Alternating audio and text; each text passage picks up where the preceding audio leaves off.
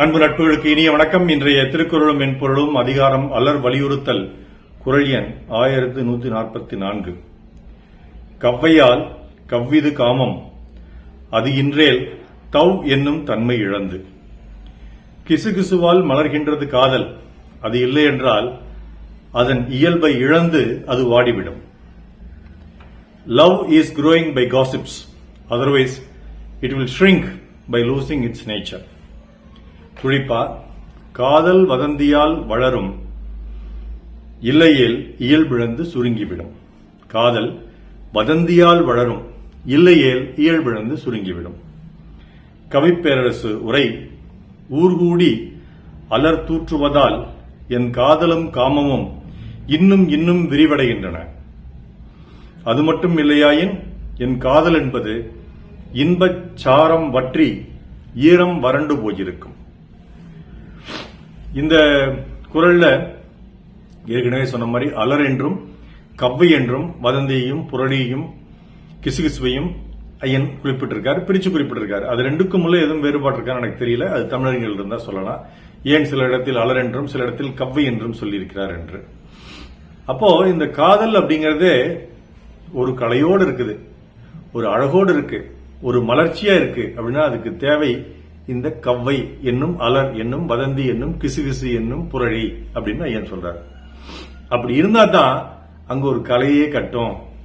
இல்லனா உப்புச்சப்பு இல்லாம அந்த காதல்ல எந்த ஒரு இன்பமும் உற்சாகமும் ஒரு த்ரில்லும் இருக்காது அப்படிங்கறதான் வள்ளுவர் சொல்லக்கூடிய பொருள்.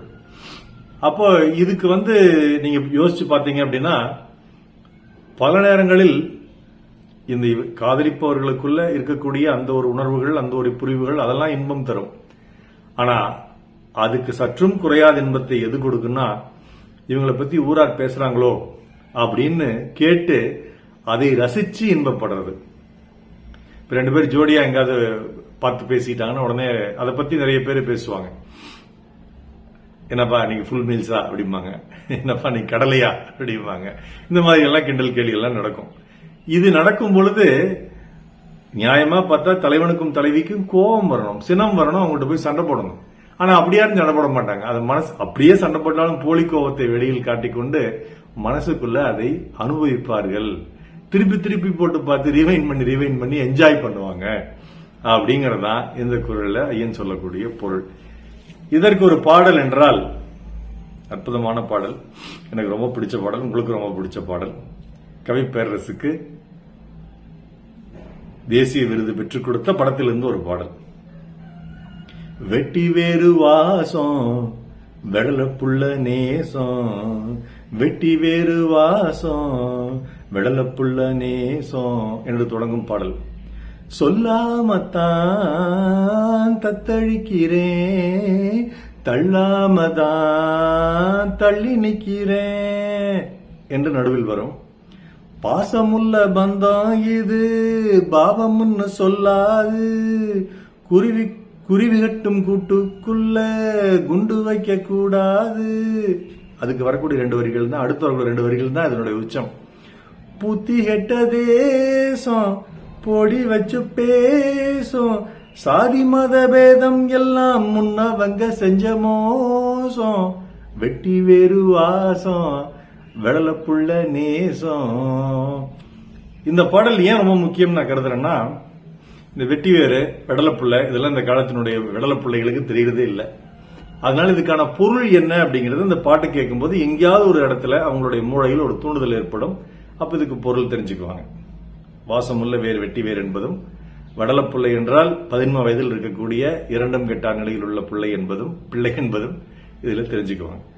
இந்த படமாக்கும் விதத்தை பாத்தீங்கன்னா, ஒரு முதியோர் காதலையும் ஒரு இளையோர் காதலையும் இங்கே படமாக்கி இருப்பார்கள். இந்த பாட்டு வரும்பொழுது சற்றே வயதான சிவாஜி கணேசன், சற்றே வயது குறைந்த ராதா, இவர்களுக்குள் ஒரு நட்பு, ஒரு காதல். அதேபோல் இளஞ்சோடிகள் இருவருக்கும் காதல். இது ரெண்டும் மாத்தி மாத்தி இதுல படமாக்கி இருப்பாங்க. அதுல முக்கியமா இந்த வரி வரும்பொழுது, புத்தி கெட்ட தேசம் பொடி வச்சு பேசும் என்று வரும்பொழுது இந்த வதந்தி எப்படி பரவுது அப்படிங்கறத காட்டுவாங்க. இந்த வதந்தி தெரிஞ்சுக்கிட்டு சிவாஜியும் ராதாவும் வருத்தப்பட்டாங்கன்னா இல்ல, அந்த இளஞ்சோடிகள் வருத்தப்பட்டாங்கன்னா இல்ல. ஏன்னா இந்த வதந்தி அந்த பயிர் வளர்வதற்கு அவர்களுக்கு உதவியது அப்படிங்கறது, அந்த பயிர் ஒரு செழிப்பா இருக்கிறதுக்கு உதவியது என்பதை அவர்களும் உணர்ந்து கொண்டதால் அற்புதமான பாடல், அற்புதமான குரல். அதனால காதலை பற்றி யார் அலர் பேசினாலும் புரளி பேசினாலும் காதலர்கள் ஒருபோதும் கவலைப்படப் போவதில்லை. அதனால் யார் வேண்டாலும் வசந்தி பேசலாம் என்று வள்ளுவர் சொன்ன மாதிரி இருக்குது. கவ்வையால் கவ்விது காமம் அது இன்றேல் தவ் என்னும் தன்மை இழந்து. நாள் சிறக்க நற்றமிழ் வாழ்த்துகள். மருத்துவர் ராமசெல்வரங்கம், ரிஷி நேத்ராலயா வழி அகாடமி, சேலம், கள்ளக்குறிச்சி. நன்றி. டாக்டர் செல்வகுரு யூடியூப் சேனல் ஷேர் பண்ணுங்க, லைக் பண்ணுங்க, கமெண்ட் பண்ணுங்க, சப்ஸ்கிரைப் பண்ணுங்க. வணக்கம்.